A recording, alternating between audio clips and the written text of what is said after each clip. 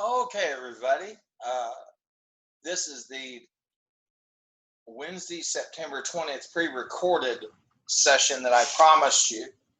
It's going to be a fairly short one, and I do want to, I want to make sure that you understand that I would stream this live, except I've got some stuff with insurance I've got to deal with, so my whole day is kind of blown apart. And so luckily we have this tool, and I can have this webcast there for you so you can watch it when you want to. Monday we did a little bit of something different, something that we'd done before, and that was a web safari. And today I've got another one for us, and I'm going to open up. I'm going to download this document, open it up, and then download it. And it has the links to some places that I think are going to be interesting. And this week we are in chapter 4, okay, and we're looking at security and ethics and that type of thing. So I wanted to take you on a kind of a web safari that takes a look at some different things dealing with cyber threats that are out here. And here's the very first one.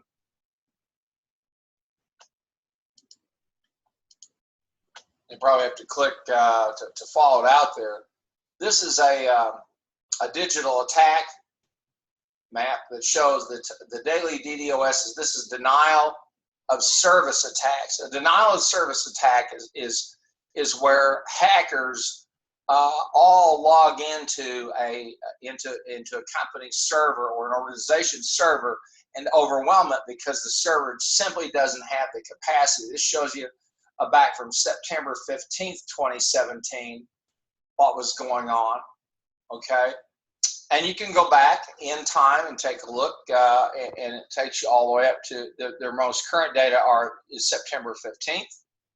You can go back as long as you want, and to say view current data, we'll click on that. Let's see what we got going on.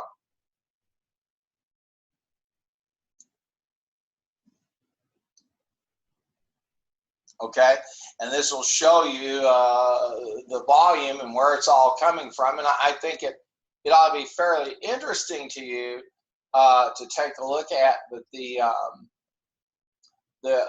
there's an unusually large number of attacks on the United States, and I think you can see the point of origin. I think you can figure out real quickly. It looks a whole lot like North Korea and China to me, my friends. And let's just take a peek in there and let's see.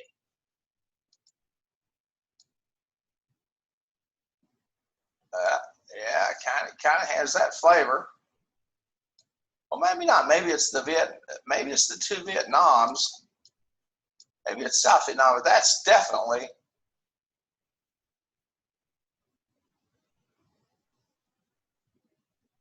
China, if I'm not mistaken. Maybe it'll give us a little. Okay, oh, Taiwan headed to the United States. That's interesting. Well, that's China.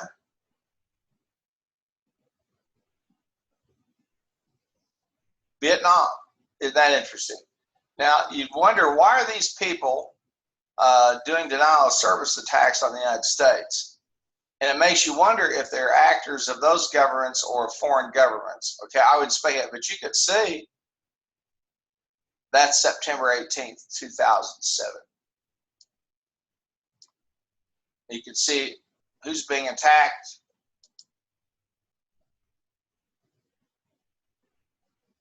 I'll put that cursor bubble on there just.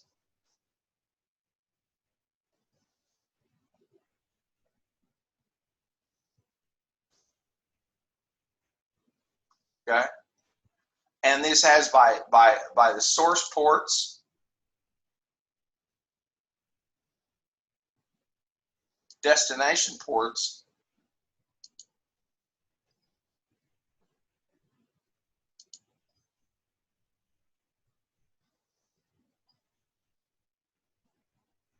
and it's between two countries. Now this got a little player on it that will walk you through the whole thing. Isn't that fascinating? Now, so there's all of these attacks. There's a whole look at all of that. Enormous amount of activity going on. When folks talk about cyber warfare, they're not fooling around, okay? And this shows you, you know, so many of these, they're going on.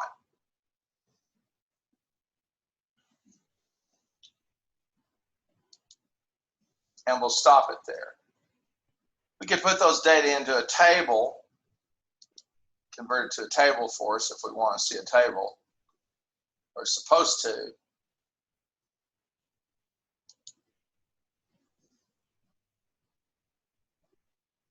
Or a map. And then they've got a gallery down here, the most active countries as a source and as a destination. So we're throwing our own stuff out.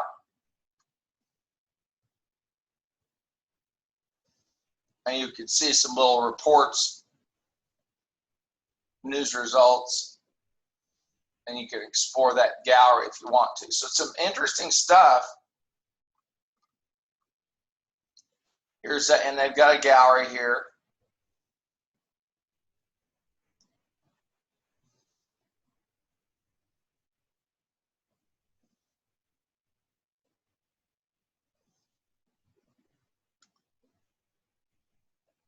And so and usually corresponding to some kind of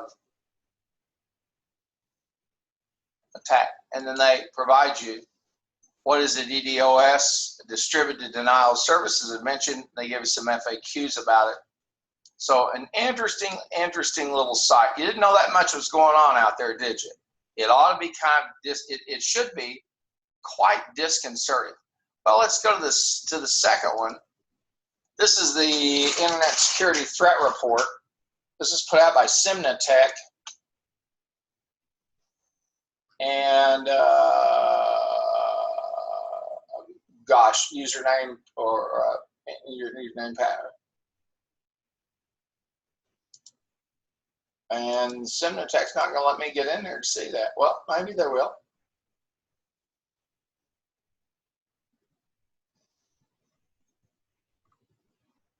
And they've got a security center. You can read the report, the Internet Security. And they got a report on targeted attacks against governments, email,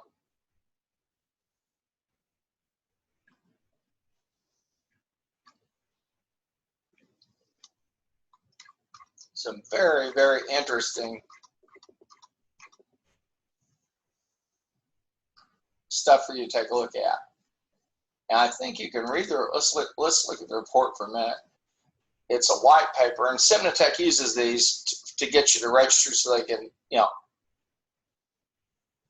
pester you about buying their service.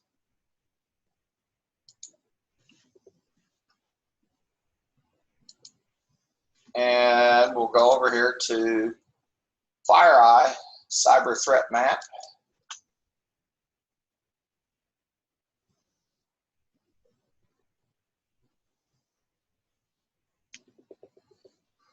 And this shows you the attacks based on today. Today, 340,000 attacks. Isn't that, it ought to get your attention. This is why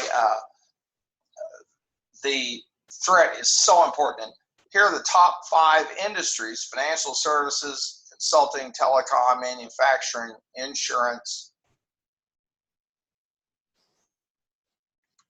And they'll show you the attackers. These are the country who are the attackers. And we are in the big middle of it.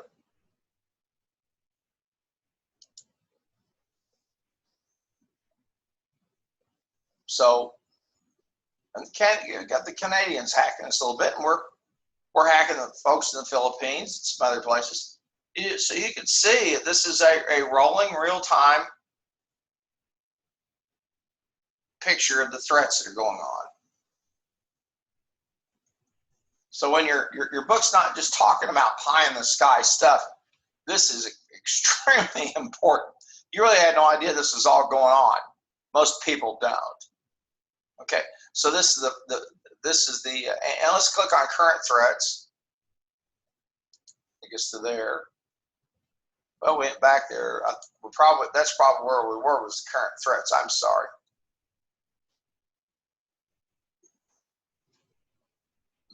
Pop us back up there. And that's their information to try to sell you their stuff. I'll just close that off there for a minute. So you got to see that, and we'll take one more. Maybe this will just take us right over there. Instead of having to do the download, we'll pop this over here.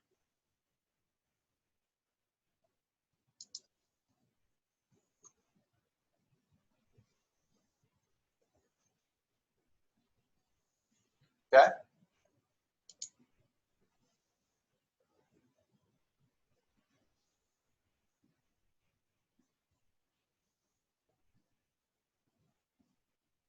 The attackers and the recipients. So you see some stuff going on. You say, wait a minute. The United States, who's the United States attacking? Korean Republic.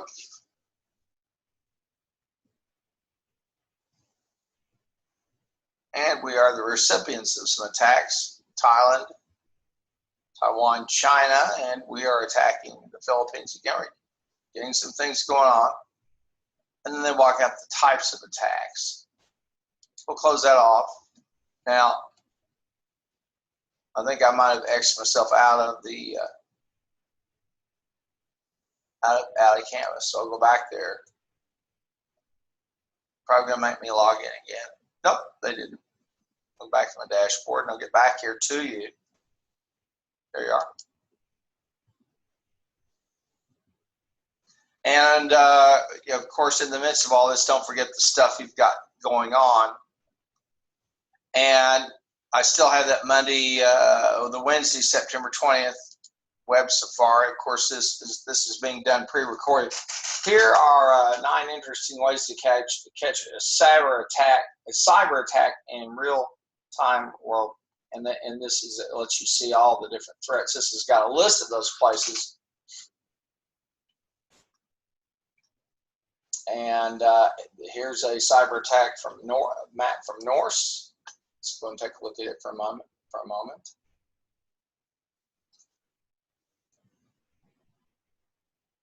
I'll see if Norse loads up for us.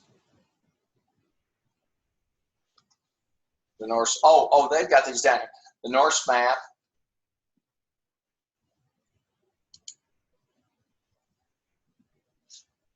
Let's see if it's going to load up for us. Yeah, it is. It's going to show us, and again, you see the attack origins, the types of attacks, who's being attacked.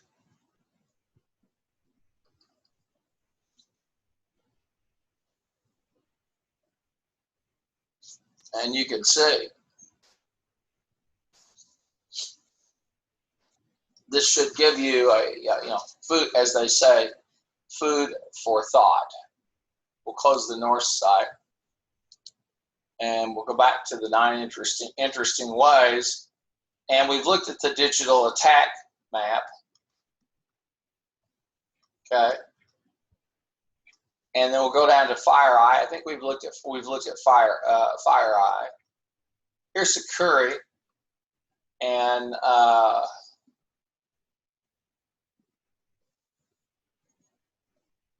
this is the overall failed login every day. Let's try this. But we're in there already.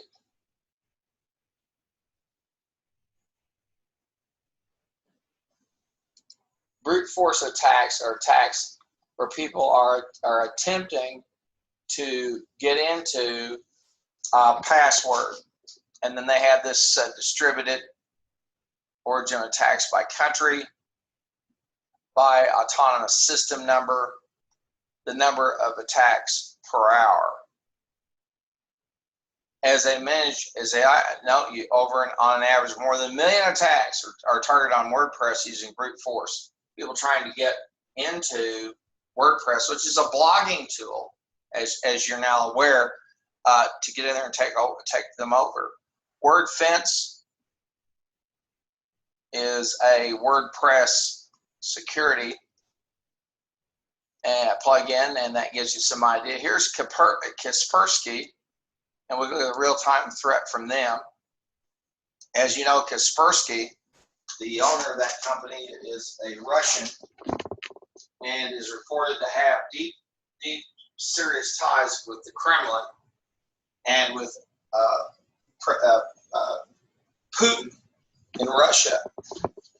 And so the United States government has decided they're no longer going to do contracting services with Kaspersky. And it'll be interesting to see. But this shows you real time the cyber threats that are going on.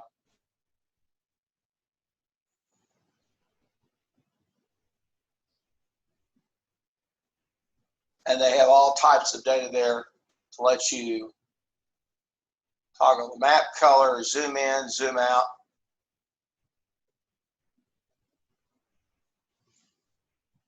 They have a widget, data sources, statistics. The whole point of this has been to show you how active this is. This is all under the radar. The hacking and the attacks, these things are all under the radar. Most people just don't even see them. Okay. Now they're going to do some zeroing in, some visualization of stuff for us here. It's kind of an ad.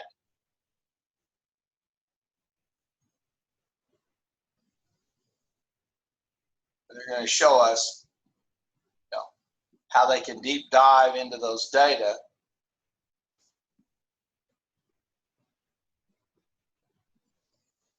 Of course, you can download the screensaver if you like. We can download a trial of this. Go over here and let's close that off. Look at these 9 interesting places. Here's the threat cloud. This is by a group called Checkpoint. Let's go visit them.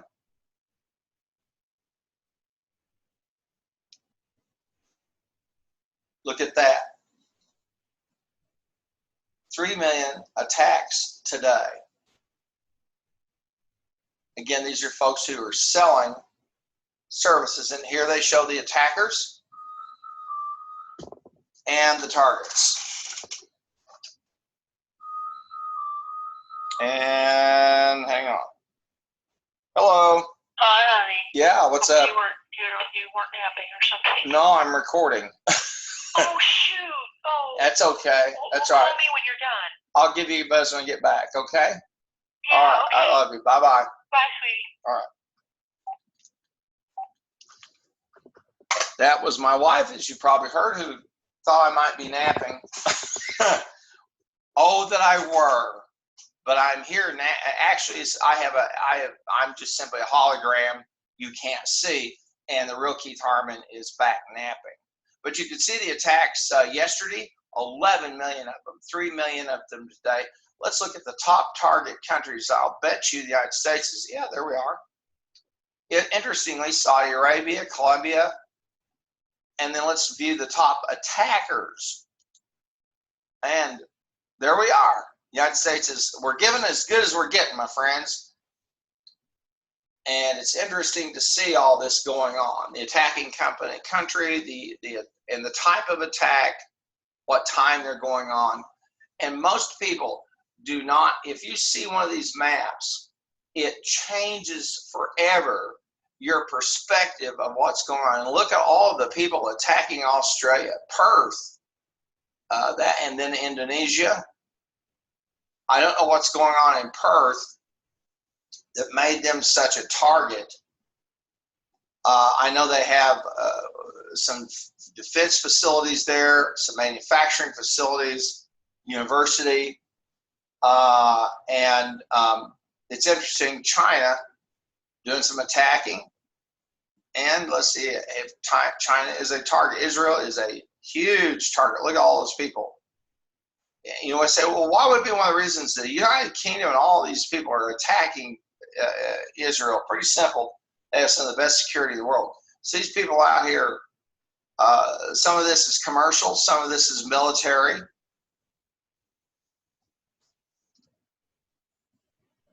But I think this will forever change your perception about what's going on out there and why Chapter 4 is so important and why security is so important. So we'll close that one off. And we'll scroll down here to Trend Micro. Here's another one that looks at threat activities. Okay. And they've got an overview. They're experts. Webinars. Obviously, these people want to sell you something. Okay. And, you know, they've got breaking news on security intelligence. And I thought they might have, and this is a featured story of the Ukraine being attacked. And of course, you know that Ukraine is in the middle of a huge problem. They have a part of their country that decided they want to be with Russia, and so Russia has really supported an invading country. Has essentially invaded the Ukraine using Ukrainian rebels and sympathizers or people who claim to be wanting to be part of Russia. And in fact, this Crimea, they have annexed. So there's an old, and here's a story on ransomware. This is from a commie. Let's look at what they've got going on.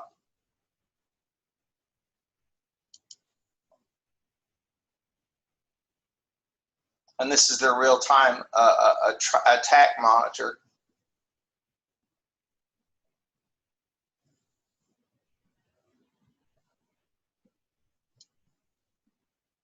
Okay. And they show you a thermal 21% above normal. I don't think it takes a genius to look over here and see that you get a whole lot of stuff. In Russia, Japan, into the Korean Peninsula. Let's look at that in Asia, what's going on over there. Yep, India, Japan, South Korea, Taiwan, China, Philippines being attacked.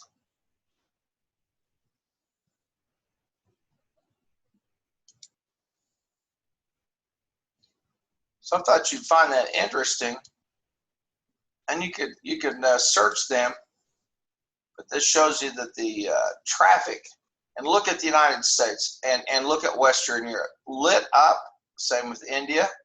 These 1, 2, 3 areas in the world, and Japan, the most technologically savvy and the most wired, under tremendous attack, well above normal today. Let's look at the traffic. Okay, and we'll look at the attacks. Well, we looked at the traffic, excuse me, now the attacks. And you can really see what's going on. I find it interesting, if you look here in the Middle East, very few, but a ton. Up there's Australia. In fact, they'll give us a bubble if I'll just put my cursor in the right place.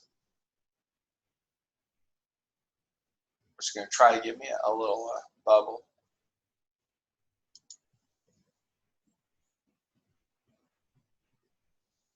Keeps wanting to do that.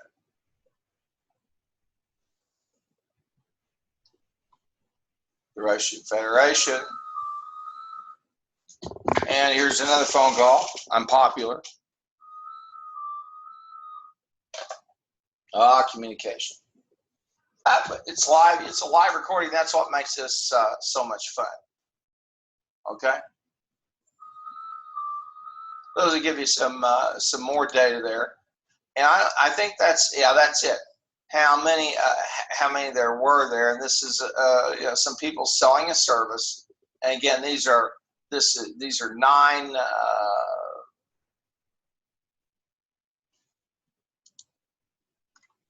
What's going on in terms of threats? And there was the Kaspersky. I think we looked at them. Fortinet. Now here's another one. Here's their threat map. We might have seen this, but let's take a look at it.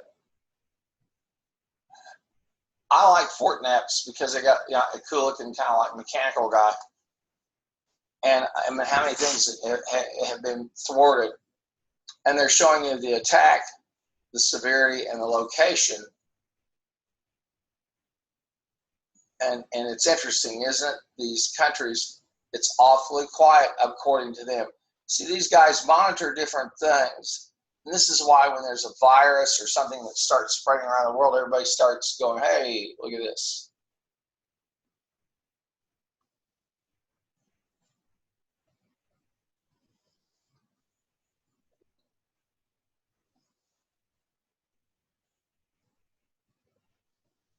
So you can see.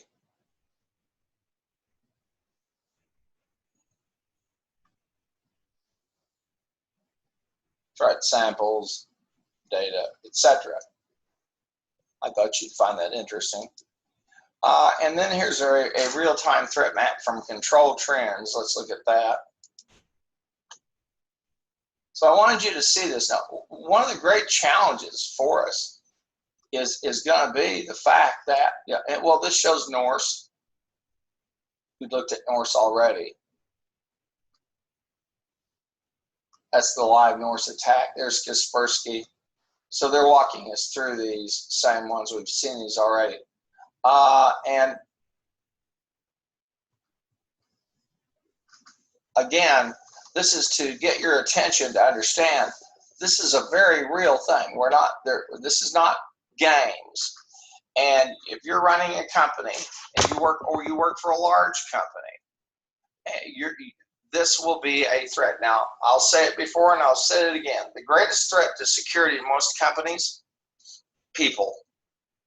People who leave their workstation and remain logged in. People who carry stuff from home with them. People who are working for a company, a large company, and they travel and they use a public Wi-Fi. Let me say this, folks. I know that you go to places like Starbucks or other places where they have live public Wi-Fi. You are an idiot if you don't think that there's somebody out there war driving. And what that means is folks who will go through neighborhoods and they'll detect public networks, or they have a sniffer is what it's called. It's a bot that goes out and looks for networks. Okay? In the time that we've come back here from Oklahoma City, we've now moved into Oklahoma City. We used to live in Moore. And where we lived, we had war drivers almost once or twice a week. Of course, as you know, I do a lot of work out of my house. That's obvious. And I'd see this car, and it would sit. And one day I looked, and the guy I walked out the house, and I walked around the block, and I came up behind him, and his front seat was filled with computer gear. The guy was a war driver. He was sniffing out home networks so he could go back and try them and look at people's bank accounts, look at their data. Okay, and so if you have a home Wi-Fi, never ever give that out to anybody. And you could just see, the kinds of stuff going on. Here, this shows you, you know, we looked at that. The attacks, the sources, and the United States gives as good as it gets. I guarantee you. As you saw, we were doing a whole lot of work. Here's this is an interesting article about cities using what they call exposed Niagara systems. Okay, and they walk you through how they're searched and how these cities are using highly compromised information systems. So that this, my friends, is very, very, very critical. Okay, I'm going to take us back up here. I'll go back up on the Periscope. And we took that nice little web safari there. I have a history of cyber attacks. I thought that would be an interesting thing for you to see, a Word doc of that. And it walks you through the 10 most notorious attacks. And I'm going to take a look at over here at NATO Review Magazine.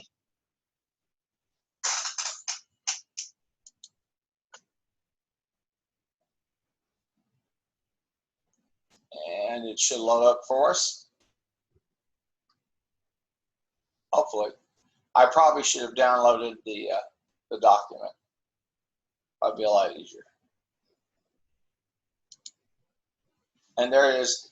Now, this is obviously from the North American Treaty Organization. And this is a history of cyber attacks, that document, and a timeline of them. That's got an interesting little, it took us there, summer 2008. A lot of people know this, but we've got in 2008 the elections. There were attacks against the United States in the 2008 elections. 2009, Georgia, which is a country down, they were attacked by the Russians. Israel, Chinese company, Iran, Canada, 2011, the Department of Defense, and there's what they call Red October, a worldwide cyber attack, and then South Korea and NATO. So you can see how serious an issue this is, and you know how I think just the thing of the 2008 election should get your attention, because we've had 2 election cycles since 2008, and it's not going to go away. And so I think hopefully this is giving you some real food for thought in terms of you know, security. And you can never have enough security. So we'll go back here and go back. The history of cyber attacks. And finally, I have one thing I want to show you a link to. Okay. And this is a TED Talk, a guest speaker at TED Talk. And I think that this is, now, for purposes of Creative Commons, that is copyright, I'd be kind of a hypocrite if I sat here and downloaded this, broadcast that TED Talk from here. Although if I wrote them, I'm sure they'd say that, oh, that's fine, it's for educational purposes. What I really think is the ethical thing for you to do is just to be the same as I would do, is to download it, download the document, then click on the link, and it will take you over there to on a video about military robots and the future of war. Now, we had something happen in the summer of 2016 during the election period, during all of those riots around the country, that was unprecedented. It was extraordinary. It had never happened before in law enforcement. As you recall, there was a large protest in Dallas, Texas. The Dallas, Texas Police Department had to deal with a man who had military training, who had all kinds of weaponry and bullets, and he had holed up in an office building, and he was a sniper basically, and he was shooting policemen, police officers. He was shooting people in the crowd, and so they had to take him out. How they took the man out was they had a robot, a small robot. Okay. Maybe you've seen the picture there in my office of my little bot. I've got a little bot here at the house. I can run around places. It's the same thing. You remote control. You control it with a joystick, and they put an explosive device that they could detonate with a radio frequency, via radio frequency, and they sent that bot into the building. It found, and they could see, it found the guy, and they set off the detonation. This was the first time in the history of our country that I'm aware of that somebody used an automated robotics weapon in that type of situation. So we've crossed the threshold. We use drones all the time. And this is an excellent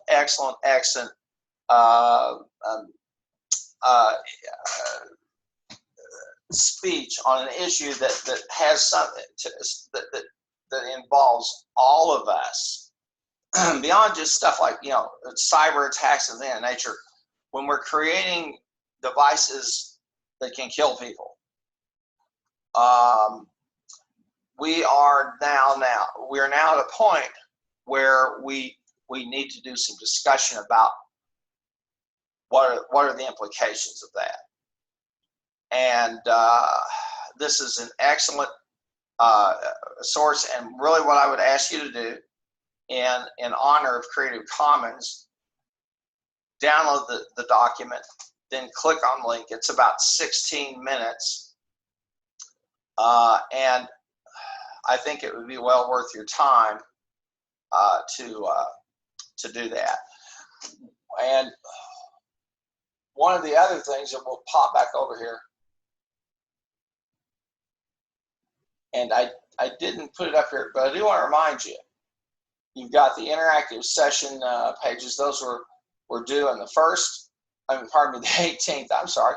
Then you've got the hands-on MIS project and Loudon chapter 4. And the interactive session number 1 was over on pages 102.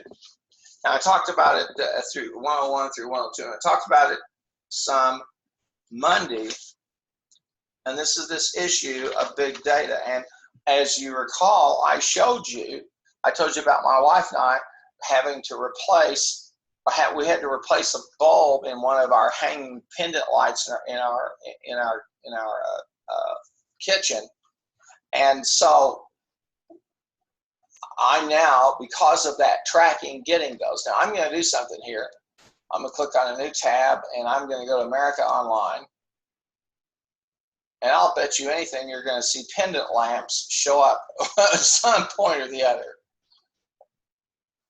It's going to be in there. I'm going to bet you anything.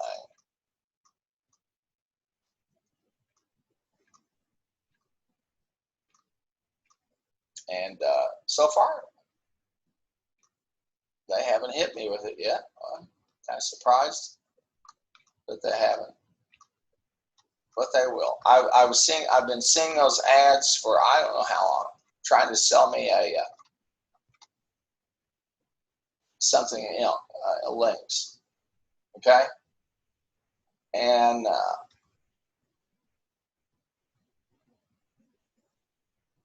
this is an interesting thing. Searching for one star could destroy your computer. I saw that.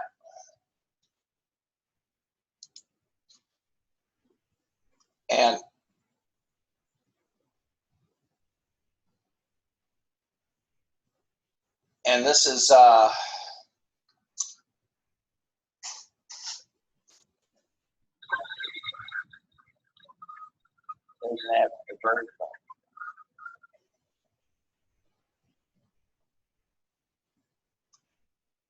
and someone has been using these.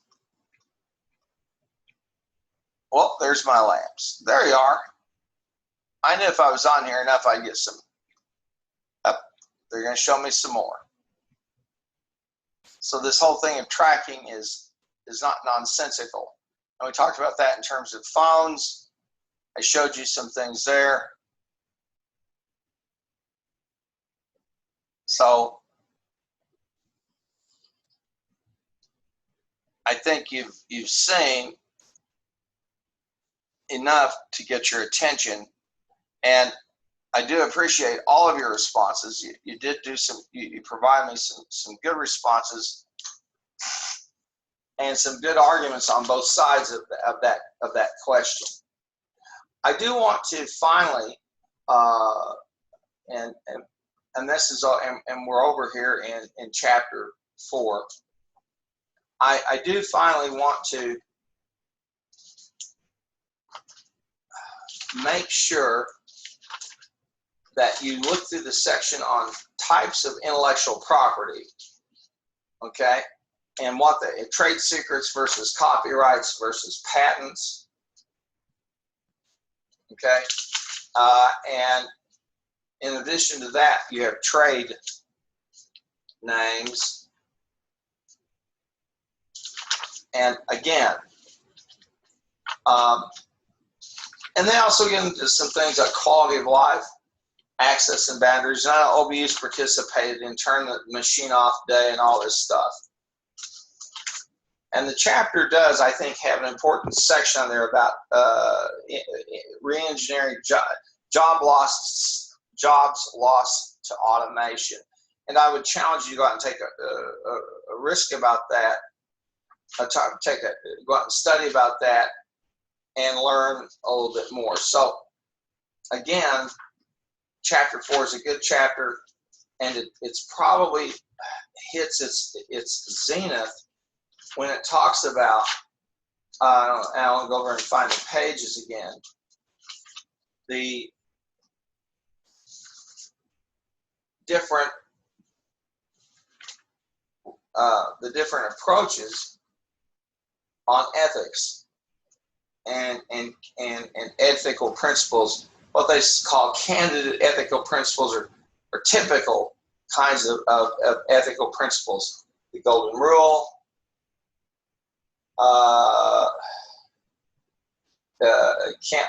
Kant's categorical imperative, the utilitarian principle, risk aversion, or the ethical no free lunch. And that will pretty much do what would have been the live broadcast tomorrow. I'm doing this instead, this pre-recorded screencast. I'll post it over here in announcements. I'll send you an email to let you know that it's done. And it's a pretty short one today, and I intended to do that for a very simple reason. There are some things I would like you to do in addition. First of all, I would like you to see the TED guest speaker. It's 16 minutes, okay, and that will add to the time that we would spend. And I'm not going to rebroadcast it, but I think as part of your work today or part of your viewing, I'd like you to go there and take a look at that guest speaker. And I think you're going to find some other ones at TED. I chose that one, but I want to go back over here to TED. I'm going to go to TED for a second, and I'll show you some others I think you may want to take a look and these are TED Talks, and robots. There are all types. There's some really, really good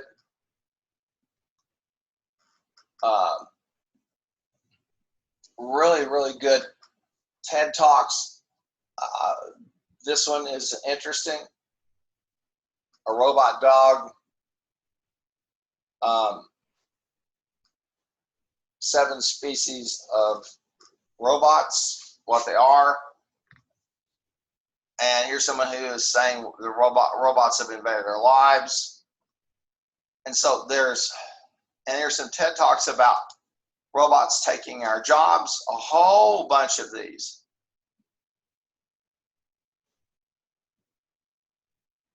And also dealing with automation. And it is to your advantage to bone up on this, because this is we're starting to see the rise of intelligent agents. And I think if you like to, if you really are interested in seeing some proof of that, okay, I'm not in Student View. I'm going to come over here to this interactive session, and I'm going to click on Speed Grader. Okay, and here, and I think I might have done this in class. I picked on Shane, but just remember, I was able to press speech recognition, record, and I can record a response to Shane and tell him what's good and bad about his paper, because this speech to text software doesn't need any training. It works with just about anybody, which is incredible, because only 5 years ago, the top flight recognition systems, or what you would say that the very best recognition systems, were very expensive. Now, you may also have a Google app that does translation for you. I think Apple has one as well. So you can see I can place that in his comments, and I've done that. Okay? We're going to see more and more, and this recognition, and it's responding to the use of the English language, and it's been trained to detect, to filter out accents, like my Okie, Southwest United States, and Northern. I have a strange accent, and it's because I've lived down in Oklahoma, I grew up here, then I went north and lived up north, and that was different. And so I have a kind of a combination of the two. But you can see, I can record this now. I am recording it. And when I want to stop it, stop. So we're going to see more biometrics involved in security than just passwords. But I wanted to get your attention today about all the threats that are going on out there. And I'm going to cancel this for just a minute. And of course, I would encourage you to take a look at the TED Talks. Will robots take our jobs away? And you can see that each of these are 14, 15 minutes. And you can even get a transcript if you want to. And that way you can read it a whole lot faster. Because these are kinds of things that we have to be thinking about. Okay, and this is and a lot of these are from Andrew McAfee. And let's click on his bio for just a minute. He's over at SIT. And that book, The Second Machine Age, Work, Progress, and Prosperity in Time of Brilliant Technologies, and the MIT Initiative on Digital Economy. This guy's the real deal. He knows what he's talking about. And I would really think it would be to your advantage to come over and visit his site, his books, his articles, his videos. This is someone who's got some serious things to say about this, what we now call the second machine age. And by the time you're my age, there will have been a third and a fourth, and who knows where that's all going. This shows you some of his interviews and his latest tweets and things of that nature. And his opinions. So again, folks, I appreciate you for being here. Okay. And I'm going to get out of that.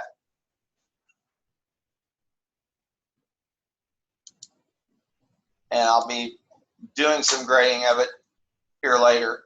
And this will pretty much take care of us in terms of the Wednesday screencast. Thanks a lot for being here, and I will see all of you next Monday.